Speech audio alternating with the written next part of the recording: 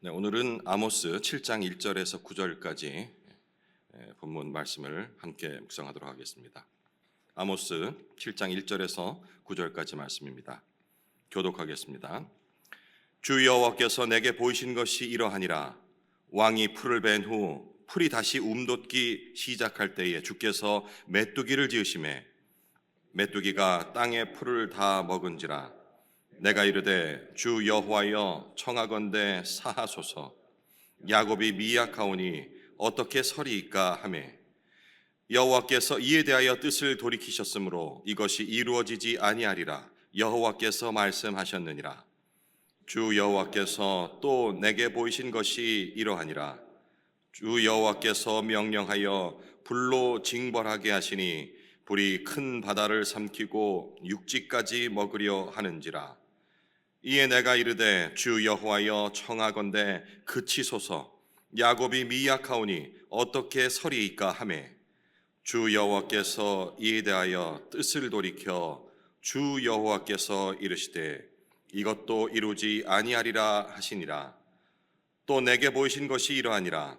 다림줄을 가지고 쌓은 담 곁에 주께서 손에 다림줄을 잡고 서셨더니 여호와께서 내게 이르시되 아모스야 네가 무엇을 보느냐. 내가 대답하되 다림줄이니이다. 주께서 이르시되 내가 다림줄을 내 백성 이스라엘 가운데 두고 다시는 용서하지 아니하리니. 함께 읽겠습니다. 이삭의 산당들이 황폐되며 이스라엘의 성소들이 파괴될 것이라. 내가 일어나 칼로 여로보암 집을 치리라 하시니라.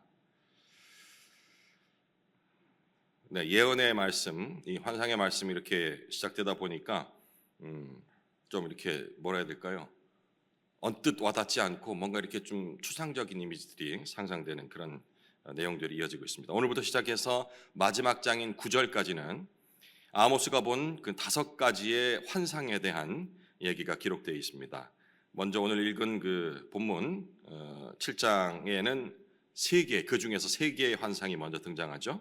그리고 내일 모레, 그죠? 내일 모레 토요일에 함께할 본문 8장에는 4번째 환상이 기록되어 있습니다. 그리고 주일, 마지막으로 주일 본문인 9장에는 5번째 환상이 이렇게 기록되는데요. 그러니까 총 아모스가 본 환상이 5가지가 되겠습니다. 주목할 것은 오늘 나오는 그 처음 2개의 환상에는 아모스가 하나님께 중보하는 중보 기도를 드리는 내용이 나옵니다. 그러니까 이스라엘 백성을 용서해 달라라고 중보하는 그런 내용이 나오는데 그 다음에 이어지는 3번째, 4번째 환상에는 중보 내용이 없습니다. 이걸 좀 주목을 좀 해볼 필요가 있을 것 같고요. 그리고 이제 마지막 거기에서는 그 아모스가 하나님께서 물어보시는, 여호와께서 물어보심에 대해서 대답하는, 그것만 있지 중보하는 내용은 없다라는 것. 그리고 마지막 5번째 환상은 본인이 직접 1인칭으로 직접 보고 있는 그 환상을 그대로 기록하고 있습니다. 이 환상이라는 것이 다 이스라엘이 벌받게 되는 징계와 관련된 내용이 되는 거죠. 먼저 1절, 주 여호와께서 내게 보이신 것이 이러하니라. 왕이 풀을 벤 후 풀이 다시 움돋기 시작할 때에 주께서 메뚜기를 지으시매. 이스라엘에 닥칠 재앙의 내용을 먼저 보여주는 거죠. 이 재앙을 먼저 선지자에게, 이 아모스에게 보여주는 이유가 뭘까요? 니들 이제 큰일 났어. 이제 쫄아야 돼 니네. 이런 걸까요? 아직 일어나지 않은 거죠. 환상이니까, 먼저 예언이니까. 이건 다시 돌이키라는 얘기예요. 그죠? 안 하면 이런 벌을 받을 거야 라는 것을 선지자를 통해서 먼저 보여주시죠. 그리고 그 본 것을 백성들에게 얘기하라는 얘기입니다. 이스라엘 지역은 기후가 좋기 때문에 저는 가보질 못했습니다. 고대 이스라엘. 우리나라는 일모작이지 않습니까? 1년에 한 번 농사를 지어서 가을녘에 이제 추수를 하게 되는데 여기는 이모작이라고 그래요. 어디 저기 베트남이 아니고 그쪽 동남아 그쪽은 1년 3모작 하는 데도 있다고 하더라고요. 기후에 따라서 그런데 어쨌든 여기는 이모작이에요. 1년에 2번 추수를 할 수 있는데 그 배경을 가지고 들으면 먼저 첫 수확, 여기 풀이라고 표현했어요. 근데 풀이라고 하면 우리 그 뭐 잡초 이런 걸 생각할 수 있는데 그게 아니고 곡식을 생각하시면 되겠습니다. 그러니까 그 풀을 베어서 왕에게 드렸대요. 그러니까 첫 수확을 왕에게 줬다는 거죠. 그러면 이제 두 번째 수확을 가지고 자신들이 또 1년을 또 먹고 살아야 될 텐데 이 두 번째 수확 시즌에 하나님께서 메뚜기를 지어서 보냈다고 합니다. 메뚜기는 아시죠? 구약에서 항상 그들을 심판할 적에 사용하는 도구 중에 하나입니다. 메뚜기가 한번 쓸고 가면은 농경 시대에서 그죠? 그 곡식들을 메뚜기가 그런 걸 다 먹어 치우니까 먹고 나면은 삶이 피폐해지니까 그 모습을 상상하면 되겠습니다. 첫 번째는 잘 수확을 해서 왕께 바쳤어요. 그리고 두 번째 이제 수확을 해야 되는 그 즈음에 아예 그냥 씨를 말려버리는 메뚜기를 보내서 이러한 재앙이 되는 겁니다. 2절 메뚜기가 땅의 풀을 다 먹은지라 곡식이라고 생각하시면 되겠죠. 내가 이르되 주 여호와여 청하건대 사하소서 용서하소서 이 얘기죠. 야곱이 미약하오니 어떻게 서리이까 하매 이 환상을 보고서 아모스가 지금 하나님께 간청을 하는 그런 내용입니다. 이스라엘의 죄를 용서해 달라고 사하소서 이렇게 기도를 하죠. 본문에 지금 야곱이라고 호칭을 했는데 바로 북이스라엘을 상징한다라고 생각하시면 되겠습니다. 북이스라엘의 지파들이 바로 하나님께서 약속하셨던 언약하셨던 그 야곱의 자손이라는 점을 이렇게 어필을 하려 하는 것 같아요. 그들이 미약해서 이 서지를 못할 것이니 제발 메뚜기 재앙은 내리지 마시고 그냥 중단해 주십시오. 그들의 죄를 그리고 용서해 주십시오. 선지자로서의 의무를 지금 다하고 있는 거죠. 선지자의 임무가 바로 이런 겁니다. 자신이 속해 있는 그런 백성들을 위해서 하나님께 중보하는 그런 역할이죠. 재앙이 임하지 않게 그런 역할들을 지금 아모스가 충실히 하고 있다라고 생각하시면 되겠습니다. 이런 아모스의 중보에 하나님은 바로 응답하시죠. 3절 여호와께서 이에 대하여 뜻을 돌이키셨으므로 재앙을 내리려고 했던 그 마음을 거둬들이셨다는 얘기입니다. 이것이 이루어지지 아니하리라 여호와께서 말씀하셨느니라. 자, 이렇게 첫 번째 메뚜기 재앙은 아모스의 간구로 넘어간 것처럼 보입니다. 여기도 핵심이 좀 있어요. 이건 후반부에 좀 말씀드릴게요. 이게 이제 해서 완전히 재앙이 없어진 건가? 라는 부분은 아니에요. 선지자가 기도를 잘해서 그들에게 내릴 그런 징계나 벌이 아예 없어졌다라는 개념은 아닙니다. 뒤에 설명드리고요. 이번에는 이제 두 번째 재앙과 관련된 환상을 또 봅니다. 4절 주 여호와께서 또 내게 보이신 것이 이러하니라. 주 여호와께서 명령하여 불로 징벌하게 하시니 불이 큰 바다를 삼키고 육지까지 먹으려 하는지라. 이제 불 이렇게 나오면은 요한계시록 생각나면서 막 복잡해집니다. 그 어떤 이 징계라는 저는 사실 이 불심판이라든지 불과 관련된 징계들이 확 와닿지를 않아요. 과연 그 불을 가지고 심판하게 되면 얼마나 고통스러울까, 모습은 어떨까라는 거를 상상을 가끔 하는데 상상이 잘 안 돼요. 메뚜기 재앙과는 비교할 적에 훨씬 강도가 더 세졌다는 것을 일단 우리가 시각적으로 생각할 수 있겠죠, 그죠? 불이 바다를 삼켰다고 하는데 어떻게 불이 바다를 삼키죠? 불이 얼마나 세면 물을 삼킬 수가 있을까? 이것도 도무지 상상이 가지 않고 그렇게 센 불이, 이 강한 불이 바다를 삼키고 모자라서 이제 육지로 올라온 겁니다. 육지까지 먹으려 한다라고 기록을 하고 있습니다. 여기서 이제 육지라고 번역한 그 단어 히브리어로 헬레크라고 적혀 있던데 찾아봤어요. 헬레크? 이게 이제 그 육지 땅 이걸 얘기하는가 했는데 이 헬레크가 제가 그렇다고 막 헬레크를 그만 막 찾는 게 아니고 요즘 말씀드렸죠. 그 앱이 프로그램이 잘 나와 있어가지고 헬레크라는 단어가 쓰인 그 성경 구절들을 이렇게 찾으라 하면은 금방 찾아요. 그럼 제가 읽어보면 어디서 나왔냐니까 왜 여러분 이스라엘 백성이 자기 목 분깃으로 받은 것 그러니까 이스라엘이 땅을 기업으로 받았다 이랬잖아요. 이걸 몫이라 분기라서 얘기하잖아요. 이걸 헬레크라고 해놨더라고요. 그러니까 그냥 제가 처음에 생각했던 일반적인 그런 땅, 우리 육지 이걸 얘기하는 게 아니고 콕 집어서 이스라엘이 분기시로 받은, 이스라엘 기업으로 받은 그 땅, 그러니까 이스라엘을 멸하겠다라는 그런 의미의 육지를 삼켰다라고 이해를 할 수가 있는 겁니다. 이 환상 끝에 아모스는 다시 또 중보합니다. 하나님께 간청을 합니다. 근데 이번 중보 기도는 아까 그 메뚜기 재앙 때와는 좀 다르게 기도를 해요. 그냥 이게 빨리 읽어버리면은 뭐가 다르지라고 하는데, 자, 한번 읽어볼게요. 5절, 이에 내가 이르되 주 여호와여 청하건대 그치소서.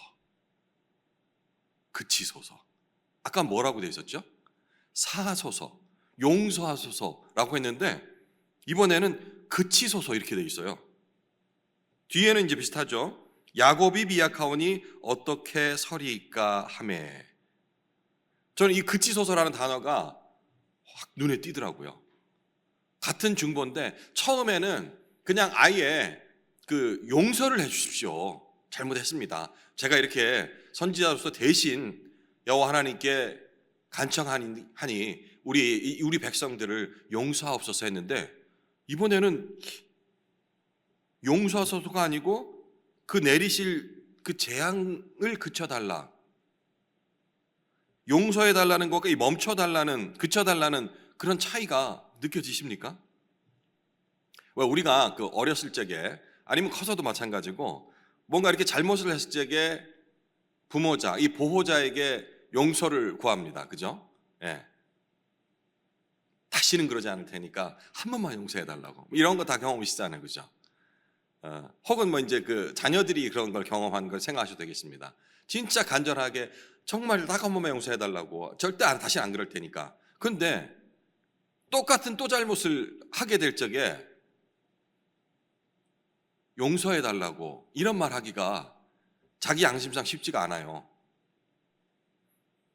그래서 차마 이 용서해달라는 말은 못하고 잘못했습니다, 너무 많이 그렇게 혼내지 말으시고 그냥 하여튼 벌 받겠으니까 용서해달라는 말은 차마 못해요. 양심상.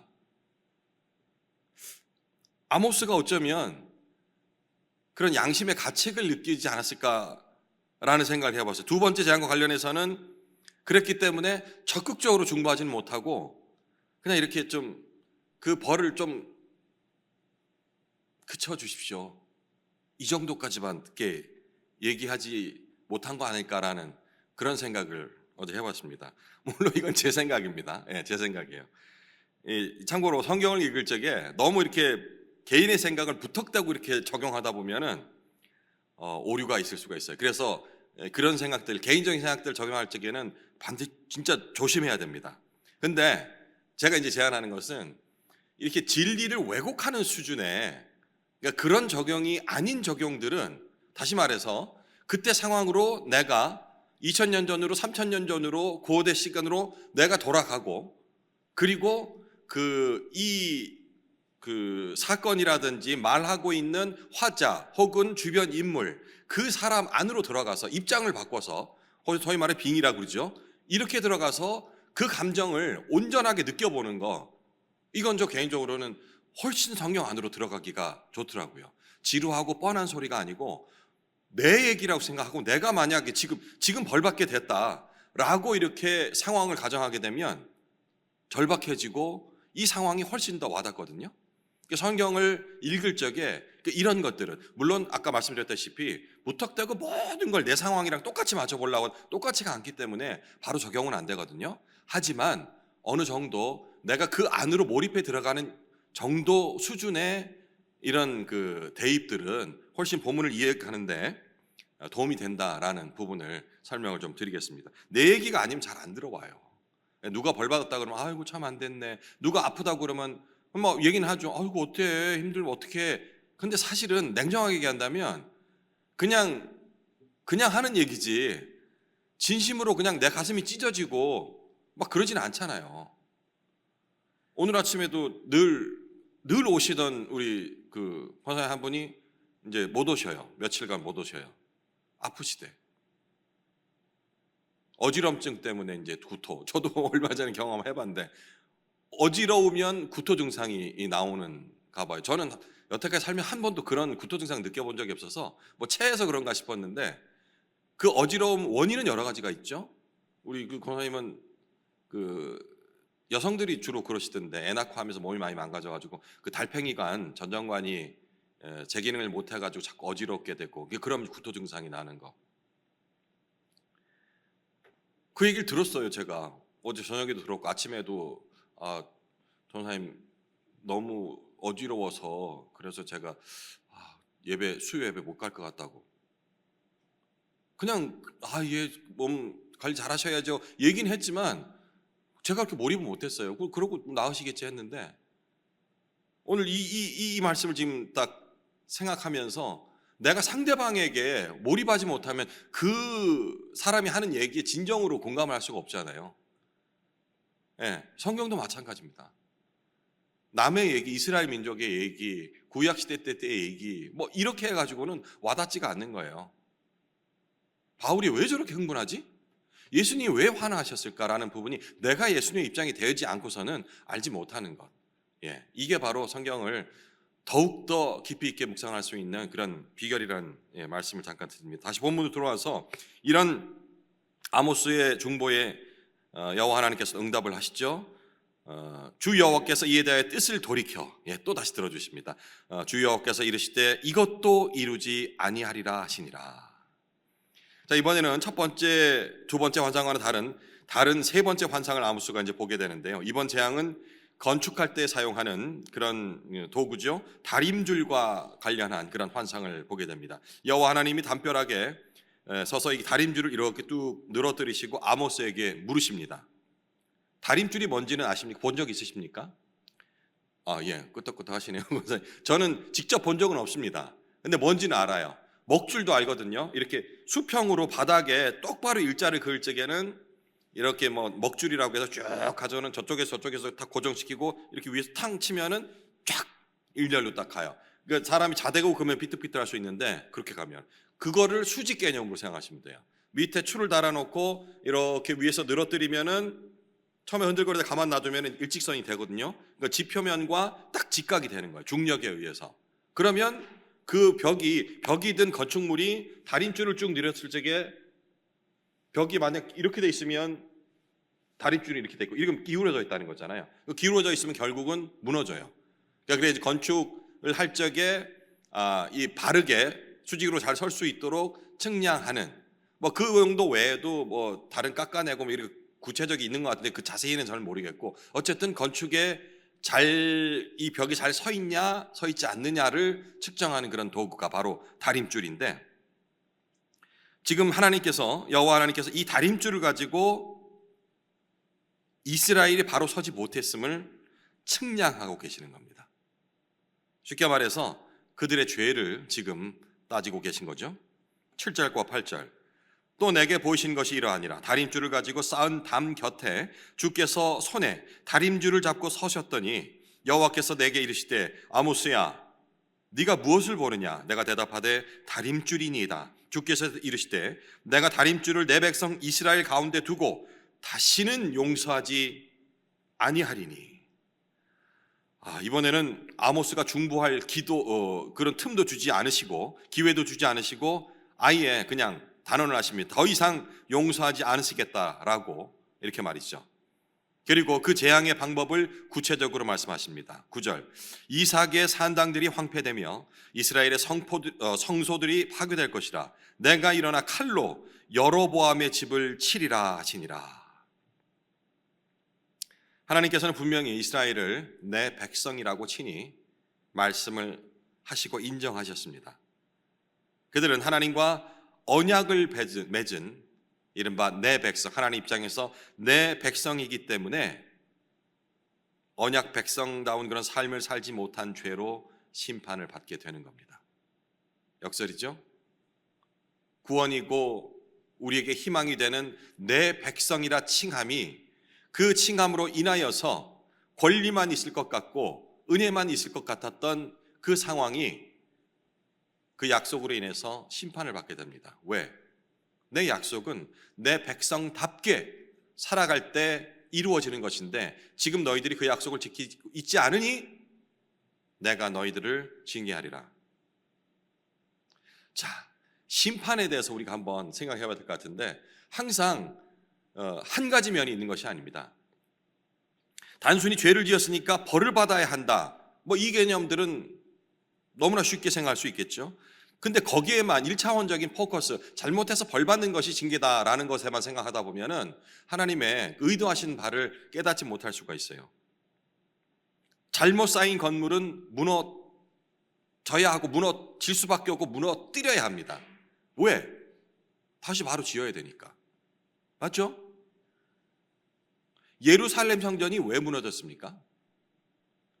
이스라엘의 죄악 때문에 무너졌어요. 1차원적인 거예요. 근데 왜 무너져야 했습니까? 그것 때문에, 성전 불패 신앙 때문에 이들의 믿음이 바른 길에서 벗어나 있었어요. 그죠?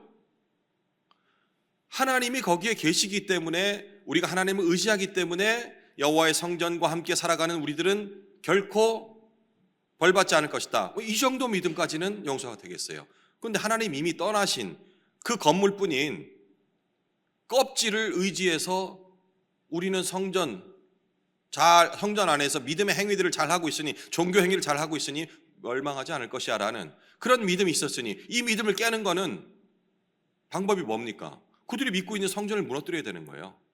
담벼락이 무너져야 하는 것은, 다림줄을 가지고 측량했는데 바로 서지 않아서 무너뜨린다는 것은 바로 세우기 위함입니다. 그러니까 죄로 인하여서 벌 받았다라는 수준이 들어간다면 왜 벌을 주시는지까지 생각을 못할 수가 있다는 거예요. 심판은 바로잡기 위함입니다. 벌 주기 위한 것은 1차원적인 거예요. 그 벌을 통해서 깨닫게 하기 위함인 거예요. 아시겠죠? 이런 비슷한 개념이 뭡니까? 여기 심판이 맞죠? 마지막 날 심판이라는 것이 두 가지죠. 뜻대로 살지 않고 하나님을 부인하는 자들에게는 멸망의 날이지만, 뜻대로 살고 하나님을 우리 구주로, 우리의 구세주로, 예수 그리스도를 하나님의 아들로, 그분을 통해서 우리가 죄사함을 받았다는 것을 믿는 자녀들에게는 심판이라는 것이 구원과 또 이어진다는 것, 구원의 날이라는 것. 이런 복합적인 의미를 항상 우리가 생각을 해야 된다라는 것입니다. 이삭의 산당들과 이스라엘의 성소들이 황폐해진다는 것은 1차원적으로 방금 말씀드렸다시피 그들의 그런 종교적 타락을 가져온 장소들이 무용지물로 만들어질 것이다 라는 그런 징계 성격을 갖게 되겠지만, 이것이 단순히 우상 숭배하고 뭘 했기 때문에 그냥 벌받는 것이야 라는 차원을 넘어서 우리 생각을 해봐야 돼요. 이들이 해왔다는 것은 뭐 우상 숭배, 그러니까 뭐 이방신들을 제사하고 이런 개념이 아니고, 쭉 살펴왔잖아요. 그들은 이제 여로보암이라는 단어를 통해서 이제 짐작할 수 있는 부분도 말씀드릴 텐데, 결국엔 종교 지도자들이에요. 성전에 들어가서 예배 행위를 하고 제사를 지내고 했던 그 주축들은 바로 기득권자들, 그들이었거든요. 왕을 비롯한. 근데 이들이 제사 행위를 멈추지 않았습니다. 신실하게 드렸어요. 그리고 우상들, 이방신들을 섬긴다고 생각하고 말도 그렇게 하지 않았습니다. 여호와 하나님 섬긴다고 했지만 그 많은 종교적 행위들이 어떤 바탕 위에 이어졌는지, 예수 그리스도께서 신약에서 이 땅에 오시고 하나님께서 그들을 구원하신 것은 약한 자들의 구세주가 되기 위함이었습니다. 그들을 보살피라라고 이스라엘 백성을, 이방인들을 인도하기 위한 그런 목적으로 세웠어요. 지도자들도 마찬가지예요. 백성들을 보호하고 가난하고 헐벗고 노예가 된 이들을 해방시키고, 그리고 그들을 보살피기 위한 목적을 줬는데 이들이 어떻게 했어요? 겉옷 빼앗고 그거를 성전에서 바닥에 베고 자고, 그거 벌금으로 낸 포도주를 가지고 자기들이 마시기도 하고, 또 그걸 가지고 제사를 드려요. 자기 게 아닌 헐벗은 사람들, 보살펴야 할 사람들을 가지고 그들로부터 착취한 것들을 가지고 예배 행위를 하고 있는 거예요. 그런 이스라엘 성소들이 황폐해져야 할 것이다. 그것이 없어져야지 니들이 지금 하고 있는 행위들을 멈출 테니까 라는 얘기입니다. 자, 아니 그 전체를 얘기한 거 아니에요? 제가 왜 이런 근거를 냈냐니까, 9절 마지막에 여로보암의 집이 등장을 하잖아요. 이 여로보암이 누굽니까? 왕을 상징하는 거예요. 예. 이 왕을 비롯한, 그럼 뭐 여로보암 왕만 얘기하느냐? 그때 이 성소에서 예배를 드리고 그런 행위를 하던 사람들은 왕을 비롯한 기득권자들, 예, 지도자들이었다는 그런 의미가 되는 겁니다. 자, 오늘부터 시작되는 이 환상은 말씀드렸다시피 심판과 관련이 있습니다. 오늘 본문 세 가지 그런 환상 중에서 첫 번째와 두 번째 환상은 유예가 되게 되죠.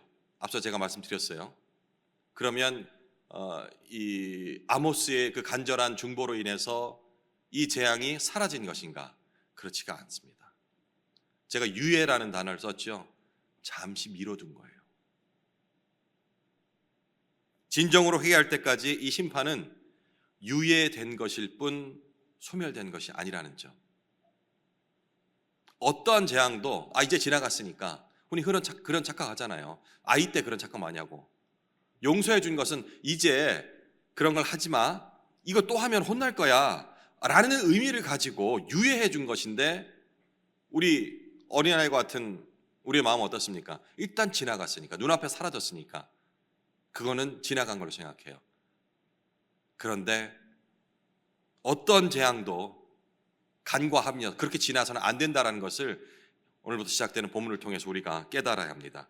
사태의 심각성을 깨닫고 우리에게 단지 회개할 시간을 주셨다 뿐이지 그것이 아예 없어진 것이 아니라는 사실. 지금 내가 평안하다면, 그걸로 인해서 감사할 수 있다 한다면, 그 이면에 감춰진 내가 받아야 할 내 잘못으로 인하여서 내 가족이, 그리고 우리 교회 공동체가 잘못한 이 잘못이라는 것이요, 뭐 눈에 보이게 뭘 잘못하고 누구를, 이게 아니고 해야 할 일을 하지 않는 것도 잘못이라는 것입니다. 우리가 복음을 늘 전파해야 하는데, 혹은 먼저 우리 안에서 말씀을 통해서 바로 서야 하는데 서지 못하고, 정죄하지 말라 했는데 남을 정죄하고, 미워하지 말라 했는데 미워하고, 그리고 차별하지 말라 했는데 우리 수준에는 맞지 않는, 뭐 저런 사람이 우리 교회에 왔지? 라는 생각이 든다 한다면, 지금 누리고 있는 이 평안이 완벽하게 허락된 평안이 아닌 회개할, 돌이킬 수 있는 시간을 주셨다는 것을 우리가 알고서 경각심을 가져야 한다는 얘기입니다.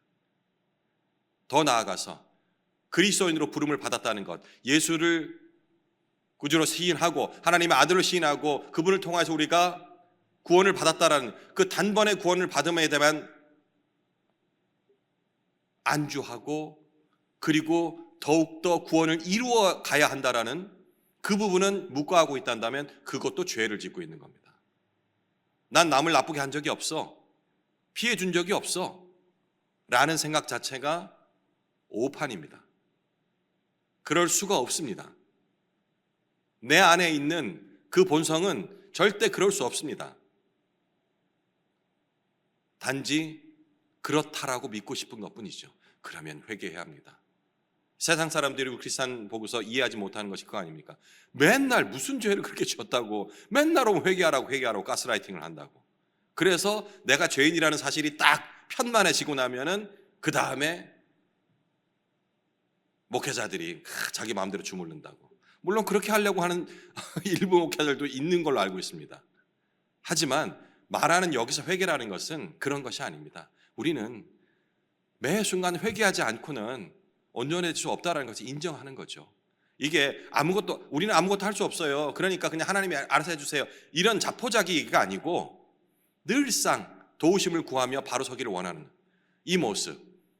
바로 아모스가 오늘부터 시작된 5개의 환상을 보는 것, 다시 말해 여호와께서 아모스에게 그런 환상을 보여준 이유는 우리가 돌아오길, 회개하기를 원하고 계시다는 사실을 알면서 묵상들을 계속 이어나가시면 되겠습니다. 이제 남은 시간 개인적으로 개인에게 적용하십시오. 묵상을 이어가시겠습니다.